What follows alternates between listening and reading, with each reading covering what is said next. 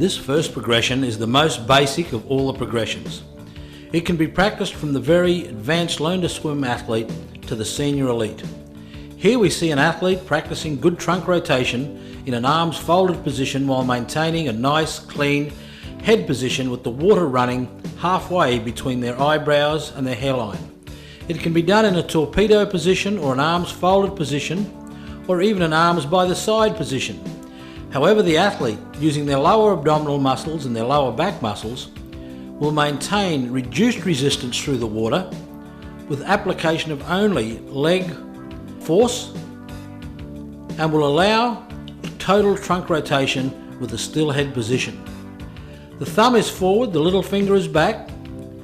The athlete is maintaining high body position, a nice even flowing kicking position. Here we're going to see arms by the side with 1/3 recovery. The elbow reaches to the sky or reaches to the roof of the pool. The thumb comes along the body line to a half or a third recovery position and then goes back. A nice clean position with a hand in the pocket position.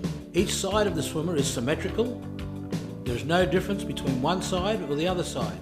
The swimmer works from the flags to the wall with normal stroking and a fast turn, and all drills should be practiced only from flags to flags. Here we're seeing arms by side catch up. That is, one complete arm stroke is taken, catches up with the swimmer by the side, and the next arm stroke is taken, and this ensures maximum trunk rotation, reduced resistance, application of good core body strength, and a great range of flexibility, which are all important. We see the swimmer in slow motion practicing absolute perfect technique with minimum amount of effort. It's important in this hip, trunk, shoulder rotation drill that the shoulder comes to the chin and not vice versa. Drill progression number 2 deals with minimum maximum values. That is, minimum number of strokes, maximum effort, but in a nice controlled way to teach the athlete an efficiency reading. That's where they will add their time and their number of strokes together. In the first progression, the athlete is working on their minimum number of strokes less 5 from a race condition, but with maximum effort. They will then move on to a stroke count that is less than 3 of their race stroke count, but still at maximum effort. And of course the last one is going for absolute all-out effort, maximum effort, but holding the minimum number of strokes that they can to come up with an efficiency reading of both added together. Drill progression number 3 is one arm catch-up. There are many dangers in catch-up swimming, but with doing one arm extended catch-up, it allows the athlete to feel the acceleration and centre their force to make sure they're swimming straight down the centre line of the pool, sticking to the black line.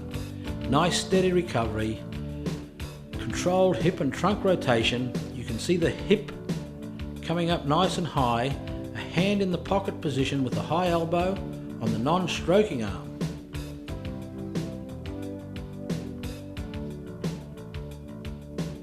The swimmer is using paddles, and this drill can be done both with and without paddles. You're watching the same thing again, where they work their best arm or their weakest arm.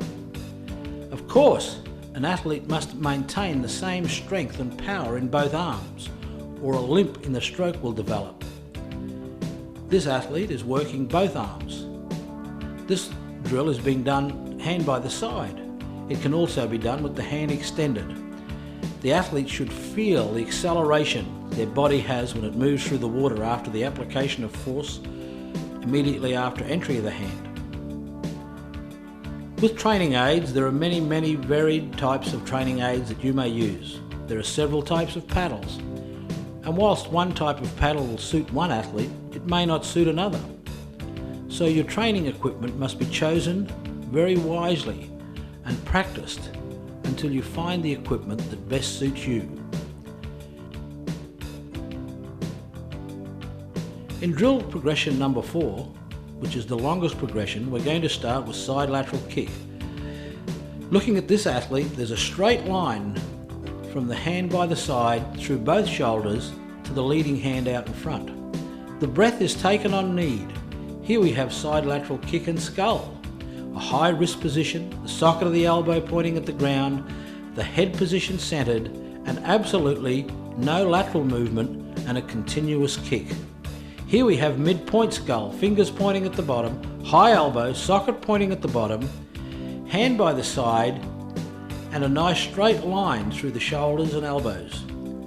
Here we have side lateral kick with a naked paddle. That's a paddle without any bands attached to it. The swimmer must have a high wrist position and maintain the paddle without support. Here we have a catch position.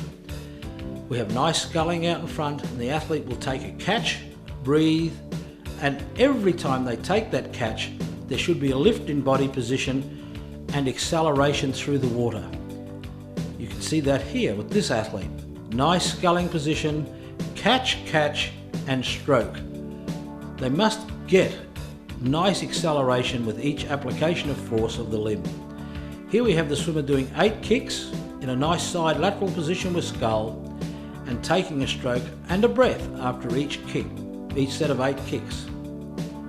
The athlete must try to avoid bobbing head position. Here we have the feet kicking too much. Remember, in the drill we're lowering the speed of the athlete through the water to kicking speed. The kick can be too high, as we just saw, or too low, as we're seeing now. Right now we're seeing it done perfectly, with the heels just bobbing the surface, pointed toes and nice flexible ankles. In this drill we have 9 kicks, then 9 strokes, 7 kicks, then 7 strokes, 5 kicks, 5 strokes, 3 kicks and 3 strokes, and the athlete must achieve 50 meters. Here we have 8 kicks, and notice we've gone from 12 kicks down to 8 now to increase the number of strokes in the 50. The swimmer does 8 kicks and then sprints 3 strokes, breathing on need and swimming and turning inside the flags. Once again we reduce the kicks down now to just 6 kicks. The athlete maintains good position, no lateral movement at the back of the body, is nice and streamlined, and here we have slow motion swimming. Maximum trunk rotation, concentrating on less strokes but more effort and concentration in each stroke. Nice high recovery, elbows lifting to the sky. In this swimmer we have a little bit of overreach at the front of the stroke. Here we have the windmill drill, breathing to both sides, symmetrical arm movements on either side of the body, no lateral movement through the hips, but fast stroke rate turnover. Now we have the shark fin drills. This is a shark fin drill, but not particularly the one we want. This is being executed very well. This shark fin drill, as you can see, the athlete stops at the shark fin position of the elbow, counts their 6, and then takes a stroke. The athlete took a breath mid-stroke then, and took a breath immediately after a stroke just then. It can be done either way. However, I prefer the first way, with the athlete breathing in the middle of their kicks between their strokes, as you're seeing here. And this athlete is doing the Russian freestyle drill or the shark fin freestyle drill. Continuous kick. Here we have catch, catch and stroke, where the athlete is taking 2 catch positions and then stroking. A nice high elbow position in the non-leading arm. It holds the shark fin, takes an extra catch and then strokes. Here we have the lift and release.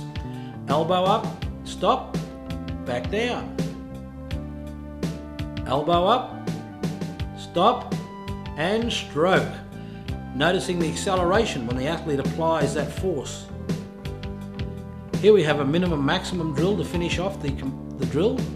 This is where the athlete, once again, works on their efficiency. That is, the minimum number of strokes and the maximum effort.